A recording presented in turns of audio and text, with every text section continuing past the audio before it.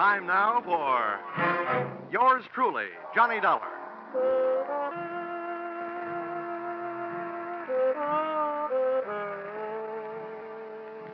The next half hour has its baggage packed to take a trip with America's fabulous freelance insurance investigator, Johnny Dollar.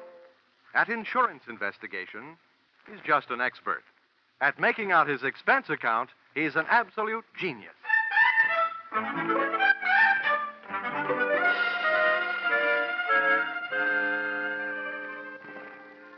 Expense account submitted by Special Investigator Johnny Dollar to Home Office, Highworthy Insurance Underwriters Association, Hartford, Connecticut.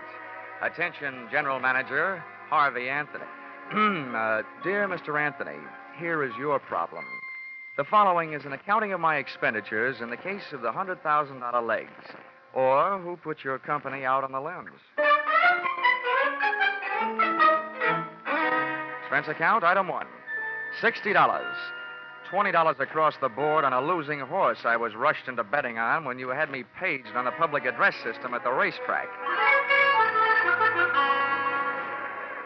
This is Harvey Anthony, Dollar.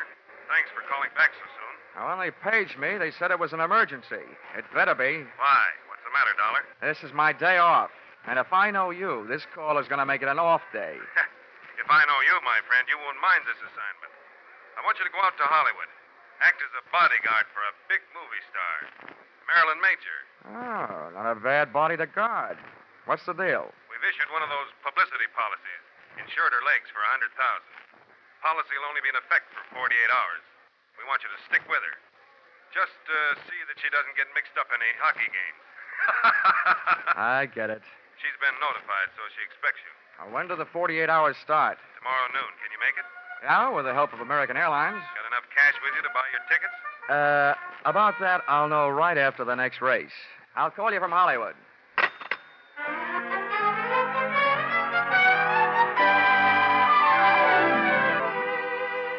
Expense account, item 2, $10. Borrowed from a friend. Taxi fare from the racetrack to town, where I cash check to pay, item 3, $186.13. Plane fare, Hartford to Hollywood. Item 4, $350. Cab fare, Los Angeles Municipal Airport to the home of the insured, Miss Marilyn Major, at the Horizon View Apartments on the Sunset Strip. Tip to driver, $1. Miss Major's apartment had the best view of the horizon, it being the penthouse. But her outlook was anything but rosy. I found the apartment door open. First I looked in, then I went in.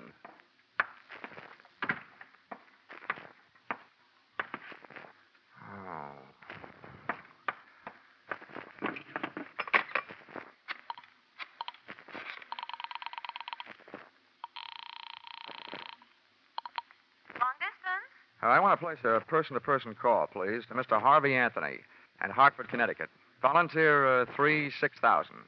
My name is Dollar, as in blood money. While I was waiting to get Mr. Anthony, I wondered who had got Miss Major. In the movies, I'd always thought she looked right at home anywhere. And now, right there in front of me, she was passing her toughest test. Lying there, nice and relaxed. She looked right at home in the role of the beautiful gal who had just been murdered. Her face was calm. Her legs were neatly placed in the best of cheesecake tradition. The only thing not quite as it should have been was a very real bullet hole, which she was wearing where an earring should have been. But the next cameras that would be taking her picture would be police cameras. B pictures. B for bloody. Mr. Dollar? Oh, yeah? Here's your party. Go ahead. Oh. Hello? Hello? Hello, Dollar? Yeah, this is Dollar, all right. Anthony, first I want to tell you, those legs you insured are still in beautiful shape. Good, fine. I only hope you didn't also insure Miss Major's life. She's dead. What? Marilyn Major dead? That's right. Oh, we certainly do insure her life. We only issued that publicity policy on her legs as a courtesy. Dollar, get to work on it right away. I'll get to work on it, but don't waste too much hope. To me, it looks like your only out is if the policy does not pay off on murder. Murder? Good heavens. Well, there may be something about the case that'll save us from paying double indemnity for death by violence. Oh, this is death by violence, brother, any way you look at it. Okay, Anthony, I'll get to work on it right after I call the cops and make a report. Do your best. Goodbye. Okay, goodbye. Well, that telephone, mister. The dame standing in the kitchen doorway had .32 caliber steel in her hand to back up the brass in her voice. She was a youngster, but obviously an old-timer at a lot of things. Her hair was the same color as the murdered woman's, smoke blonde, and her dress was tobacco brown and round and firm and fully packed. I said put down that phone. Yeah, sure, okay. Now, you do me a favor, will you? If you feel you want your finger near that trigger, how about moving it up to the front end of the trigger guard, huh? Mister, I only heard part of what you said, but you're not calling no police. What makes you think so? That dame in there's done me enough harm. I came here to kill her, but somebody beat me to it, and I'm not taking the rap. Okay, so beat it. Who cares? Then I'll call the police. Somebody's going to eventually. Before I go, I'm finding a few things and taking them with me. Now, come on, get up on your feet, mister. You're coming with me in the bedroom. Okay, don't get excited. Okay, mister. Over against that wall with your face in close and your hands straight up. Come on, move. All right. You learn this at the movies or by watching your friends work? Don't be a wise guy. I'm not as dumb as I look. Now, hold still. Look, sister, by this time I shouldn't still like you well enough to warn you, but what you're doing right now will get you in plenty of trouble, even if you didn't commit this murder. I'll take that chance. If you don't get picked up for larceny, they'll still get you for tampering with evidence. As far as the police are concerned, at the scene of a murder, nothing gets touched. They like it that way. What I'm taking won't even be missed. There are plenty more here just like him. That's all she's gotten here. Love letters from men. Who are you covering up for? Your boyfriend? It's none of your business, mister, but it's my husband I'm covering up for. Well, then you're just plain nuts. If he knew her, they'll find that out. And then if they want him, they'll find him. Yeah, and they'll find him dead. Huh? My husband committed suicide over that no good dame this morning. Oh. No, I've had enough out of you. Back up. 2 steps. Okay. Now get over there and into that closet. Come on. Too bad. What's the matter? I always feel sorry for a sucker. I felt around in the dark. It was a small closet. That meant not much air. That meant doing something about it. I took my fingernail file, stood it on edge, and slipped it under the door, pressing down the nap of the rug. I did the same with my fountain pen. That would at least allow a small supply of air to sneak into my stuffy little cell. And then I glued my ear to the thin wooden panel that separated me from the bedroom. It wasn't long before my captor apparently completed her search. I heard her pass the closet door and head for the front room. I didn't hear her dial the phone, but it didn't take me long to realize that's what she was doing and who she was calling. Give me the police. This is an emergency. Hello? Hello, police. I want to report a murder. All right. Hello? There's been a murder. The movie star Marilyn Major in the penthouse. The Horizon View apartment on the Sunset Strip. Never mind who I am. I've caught the murderer. You'll find him locked up in the closet. From the moment she hung up, I could only guess what was happening. I heard a man's footsteps rush in and then his voice. Blackmail me, will you, you cheap little fraud? That's what I'm paying you for these letters. Now I'm taking them with me. I didn't think I had the time to spend picking the lock on the closet door, so I started kicking. The girl who had just tried to turn me into the cops was lying on her face in front of the telephone stand, and a covey of bullets had turned the brown silk on her back into wet red lace.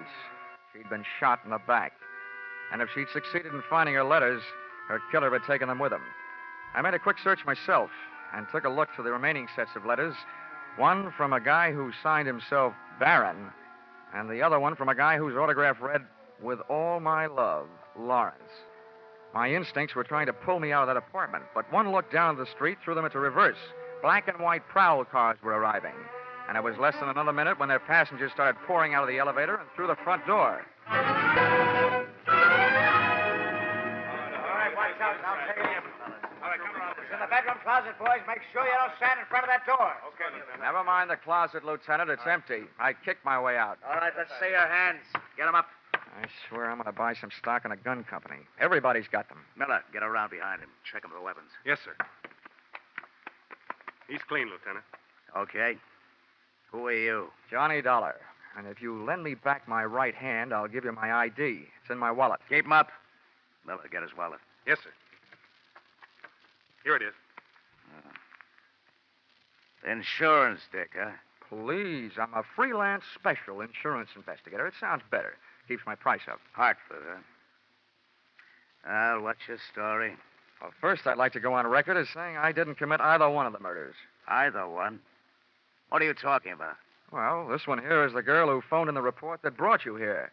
The one she was talking about, Marilyn Major, is lying just as dead on the floor in the bedroom. Miller, get in there and take a look. Yes, sir. While he's looking, you keep on talking. Okay, I'll start from the beginning. I was sent out here by Highworthy Insurance. They just issued a policy on the legs of that dame in the other room. $100,000. Publicity stunt. I was supposed to protect their interests. What do you mean by that? Well, what do you think? I was supposed to see that she didn't attempt any Hindu fire dances or try walking any tightropes during the next 48 hours. Well, your worries are over in that department, at least. What else? When I got here, the door was open. I walked in and found her, dead. Any way to prove that? Any witnesses?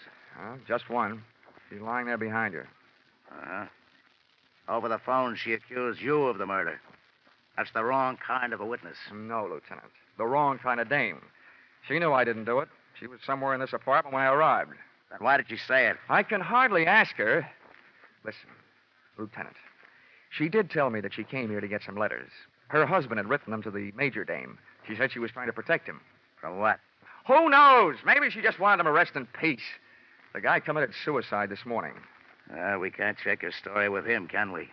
You've got a lot of dead friends. How did this one here get that way? I'm not sure. While I was in the closet, I heard her call you. And then a man came in and yelled something about blackmail at her and shot her. And naturally, he had disappeared by the time you kicked your way out of the closet. That's right. This story of yours may win some kind of a prize dollar, but not for me. I'm not a judge. That's one thing in my favor. Hey, Lieutenant, I got something. The dame is dead, all right. And look what I found in that closet. A fingernail file, a fountain pen with a name on it, Johnny Dollar, and a .32 caliber revolver jammed in a shoe.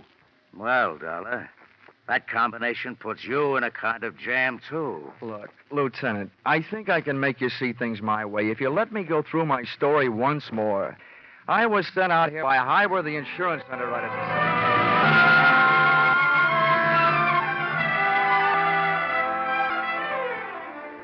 Expense account, item 4, $3.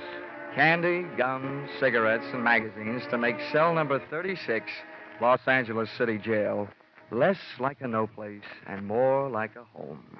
There's something about a jail door closing on you that sounds very final.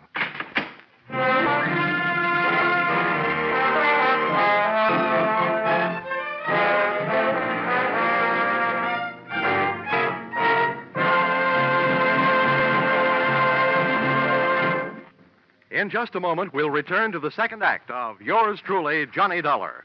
But first, we want you to know that the biggest jackpot in the history of radio, $50,000, goes in the works tomorrow night when CBS Great Saturday Night Quiz Show Sing It Again comes to you again over most of these same stations. $50,000, $25,000 in marvelous prizes, plus $25,000 in cold, hard cash. And that's only the beginning. Because the longer the phantom voice questions elude the listeners, the higher the rewards go. Be sure you're around tomorrow night when Sing It Again sets telephones ringing across the nation and $50,000 goes riding on each call. And now, back to yours truly, Johnny Dollar.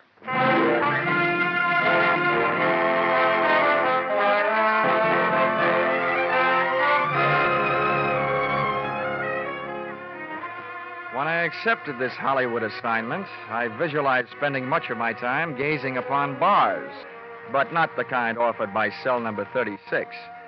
The guy who said stone walls do not a prison make had never been a guest in the Los Angeles City Jail.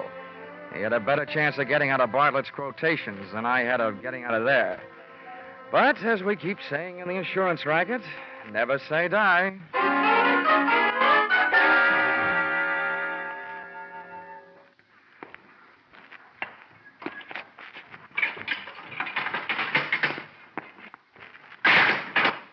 Well, Lieutenant Roach, what are you in for?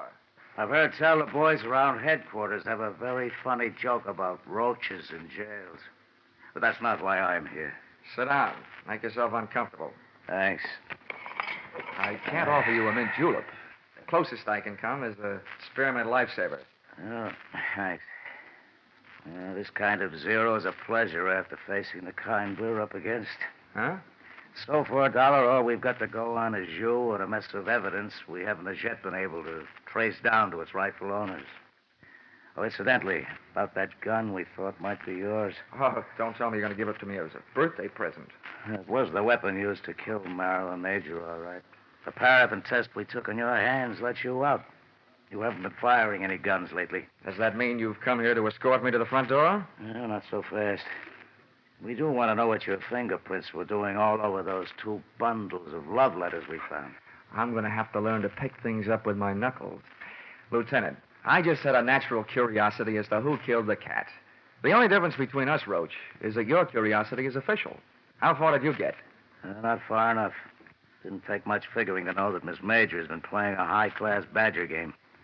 All the perfume in the joint couldn't cover up the smell of blackmail. On top of that, we found the 2 batches of letters that you'd been messing around with. One signed Barron, the other signed Lawrence. Those, the fire department should be handling. Oh, yeah. Oh, and remember, there's probably a 3rd set floating around. Why do you say that? I'm not an eyewitness to this, only an ear witness. But from what I could hear inside that closet, the dame who came there looking for her husband's letters found them, and she called you to turn me in. Mm-hmm. On her way out of the apartment, some guy came in, mistook her for Marilyn Major, and shot her in the back. When I kicked my way out of the closet, those letters of hers were gone. So, figures the murderer grabbed the letters out of her hand, thinking there was some he'd written. Uh-huh. Then in your file, the killer was either that Barron fellow or the other one, Lawrence. Lieutenant, in my file, they're both murderers. It's just a question of who killed whom. The guy who killed Marilyn Major certainly wouldn't have come back to kill her again, would he? In this town, you never know. Look, Lieutenant, I got a 2-way stake in this thing. One, to get my name cleared. The other, to get my job done. And I'm in a hurry. I imagine you are, too. Well, Marilyn Major was a big name. That means we'll soon have newspapers burning under our seats. We're in a hurry, all right. Okay, then listen. If I were either one of those murderers, and I know that the police probably had a handful of letters that could send me to the gas chamber, I'd head for the border. Yeah? But if I thought an outsider had them, somebody they might be able to buy off or scare off or beat off, then I'd go find that guy. Well? Let's bring this thing to a head in a hurry. Run a story in the papers. Tell them you released me. Tell them I escaped. Tell them anything. Just so long as you tell them that you suspect that I have those letters hidden someplace. Well, if you don't mind taking the chance of having 2 murderers gunning after you, we certainly don't. Oh, I mind. Believe me, I'm not doing you any favors. It's just that I'll feel safer in my own hands. Okay, Mr. Pigeon, you got yourself elected. We'll publish that story. Then we'll let you fly the coop. Good enough. Just make sure that you give me plenty of fighter cover. Expense account, item 6, 7 cents. Purchase of newspaper, an extra edition that hit the street about a half an hour before I did. Item 7, $5. A big square meal to make up for the ones I'd missed ignoring the little round beans while a guest of the city. Seeing the lieutenant's fiction in black print on the front page of a newspaper almost had me believing it. There was my picture, big as life. And when those birds set up a pigeon, they made sure everybody would know the location of his roost. Firmly planted high in the story was the name of the hotel into which they had registered me, and to which I was under orders to proceed immediately.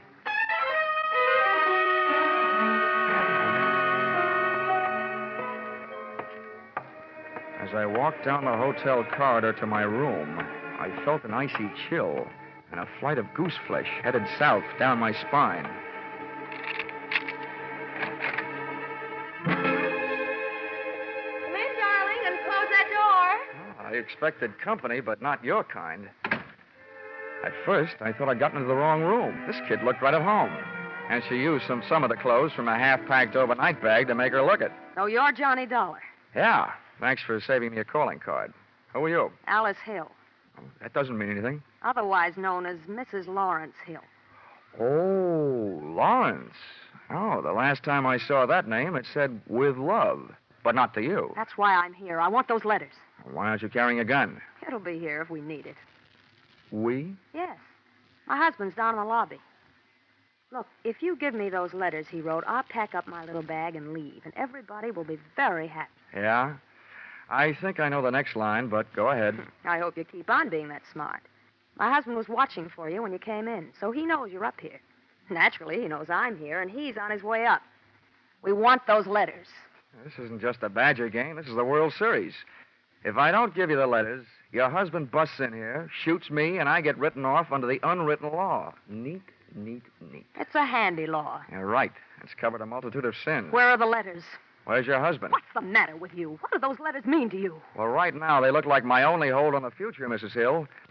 How do I know that you and your dear Lawrence won't kill me after you get them? Do you want me to take your word for it? Well, I'll have to trust Lawrence. He'll know what to do. I already know. There's nothing else for him to do. Look, Mrs. Hill, why don't you wise up? Your husband is ready to commit one murder to remove the evident motive for another. And he's dragging you into this with him. You'll wind up an accessory before, after, and during the fact. You're running up a blind alley as fast as you can run. And it's too late to turn around, so I'll just have to keep running. Ah, well, here he is. Lace up your track shoes, lady. The race is on. Come in. All right, sit still. Freeze, both of you. It's okay, Alice. You can hold off on the dog and pony show. Save it for the witnesses when they arrive. Don't waste it on Lawrence and me. That isn't Lawrence. What? Oh, so this must be Barron. You all through? That depends on that gun in your hand. Where are the letters? Letters. Yeah, I'm beginning to feel like a mailman when he's late getting around in the morning. There's one thing I want to know. Where did an ugly part-time Romeo like you find all those pretty words you wrote? Look, don't get me sore. I'll blast you, letters or no letters. That's the tone I was trying to bring your voice up to, Mr. Barron. No letters is exactly what I've got to offer. He's lying. He admitted to me that he hasn't. He's trying to blackmail you, Barron. That's what he's doing. Who are you? Never mind. My husband's in the same boat you are. I read the papers. Lawrence, huh? That's right. He'll be here any second. Between us, we'll figure out something. Now, stay away from it, Dollar. I'll answer it. Yeah, good idea. If a man answers, hang up. It'll be Lieutenant Roach. Wait a minute. Okay, answer it, Dollar. But the first wrong word fires this gun. Oh, you can believe me. Nothing but right words are on the tip of my tongue. Hello? Whoever was on the other end of the line decided not to talk and hung up. So I started an imaginary conversation with Lieutenant Roach of Homicide. While I was talking, I was thinking. Barron's voice was the voice I'd heard when I was locked in the closet. That made him the guy who shot the girl who turned me in. By the process of elimination, Lawrence Hill was elected murderer of Marilyn Major.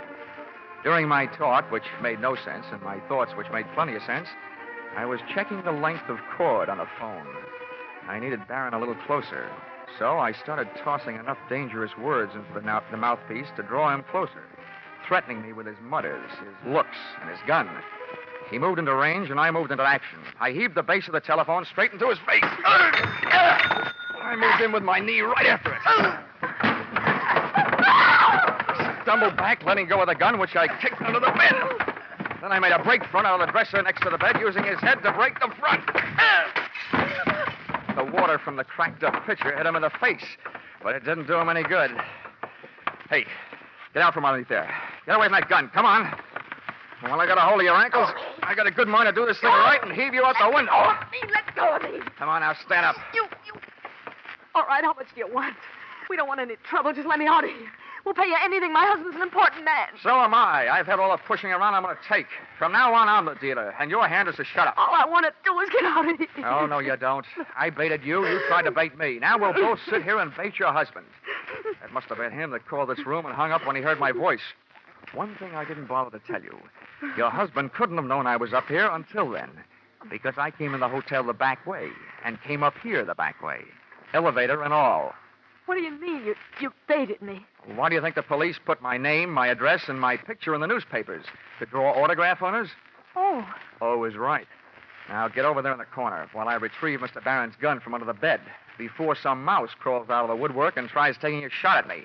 Go on, get going. Turn around. Okay. Now, if you don't want me shooting runs in your stocking, don't make a move while I'm under the bed. I feel like something that old maids hope for. Lawrence! Where the floor. He's got a gun. Shoot him. Kill him under the bed. No, no, Lawrence, not him. Don't worry. He's under the bed. Under the bed and taking no chances.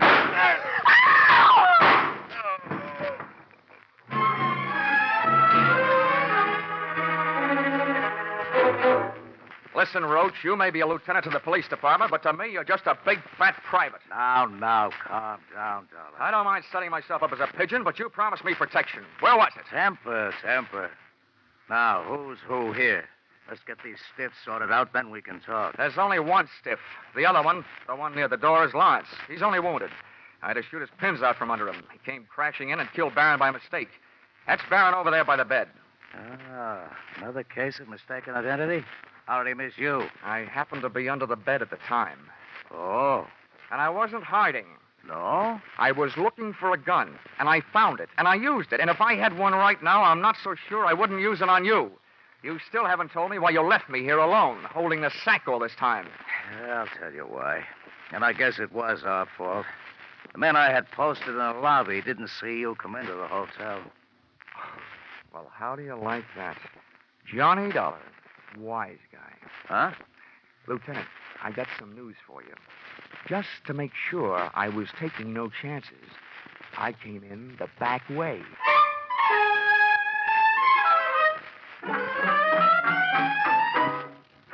Expense account, item 8, $62.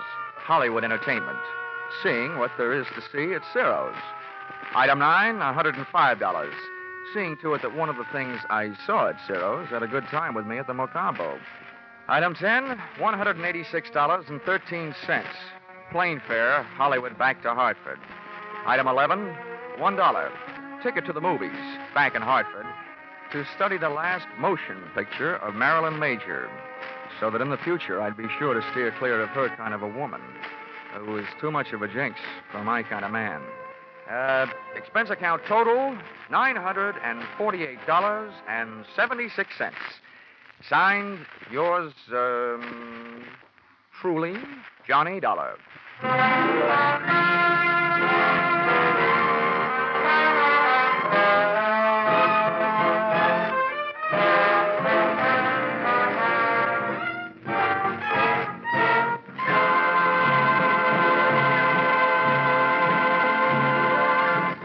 In keeping with the Easter season, you'll hear a different kind of story on CBS Gangbusters tomorrow night.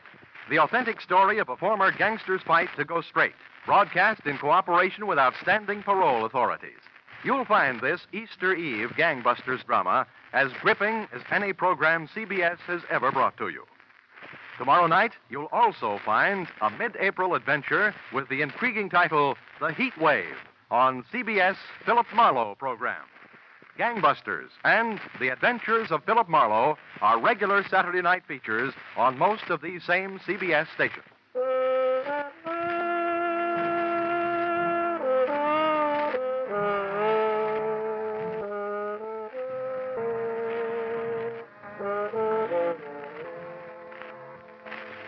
Listen in again next week when CBS brings you yours truly, Johnny Dollar, with Charles Russell as Johnny.